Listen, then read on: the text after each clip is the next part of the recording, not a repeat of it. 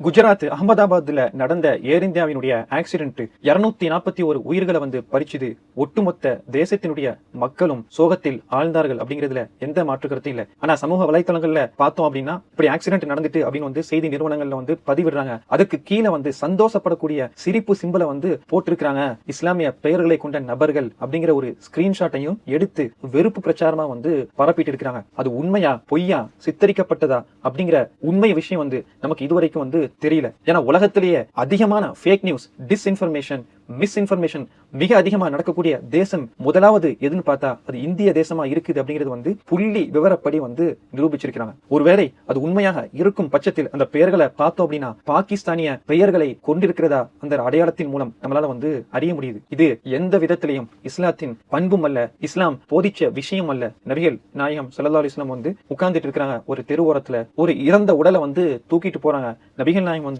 எந்திரிச்சு நிக்கிறாங்க. அப்போ நபி தோழர்கள் சொல்றாங்க, இவர் இஸ்லாமியர் அல்ல, இவர் ஒரு யூதர் அப்படின்னு சொல்லும் போது அது ஒரு உயிர் இல்லையா அப்படின்னு நபிகள் நாயகம் ஸல்லல்லாஹு அலைஹி வஸல்லம் கேட்டு இந்த உலகத்துக்கு அறிவிக்கிறாங்க. சென்னை பெரு வெள்ளத்தின் போது தண்ணீரில் குதித்து என்ன செஞ்சாங்க? ஒவ்வொரு இஸ்லாமியர்களும் பிற சமுதாய மக்களை, தமிழ் மக்களை, இந்திய தேசத்தினுடைய மக்களை காப்பாற்றுறதுக்காக துணிஞ்சாங்க. பள்ளிவாசலை திறந்து கொடுத்தாங்களே, அதுதான் உண்மையான இஸ்லாமிய பண்பு. கொரோனா பெருந்தொற்றிலே மரணித்த அந்த உடல்களை சொந்த அப்பா, அம்மா, மனைவி, மக்கள், சகோதரர்கள் தொடுவதற்கு பயந்தாங்க. அரசாங்கத்திட்டே ஒப்படைக்க அரசாங்கமே அதை தகனம் செய்ய ஏற்பாடு பண்ணிருந்த அந்த நேரத்துல முன் வந்தவர்கள் இஸ்லாமிய அமைப்பை சேர்ந்தவர்கள், எஸ்டிபிஐ, தமுமுக போன்ற அமைப்பை சேர்ந்தவர்கள் முன் யார் யாருக்கு எந்தெந்த முறையில, கிறிஸ்தவ முறைப்படியா, இந்து முறைப்படியா, இஸ்லாமிய முறைப்படியா, யார் யாரு எந்த முறைப்படி அடக்கம் செய்யணுமோ அந்த முறைப்படி அந்த இறந்த உடலை மரியாதையோடு அடக்கம் செலுத்தினார்களே, அதுதான் உண்மையான இஸ்லாத்தின் பண்பா இருக்குது. இதே போன்ற ஒரு சோகத்தினுடைய நேரத்துல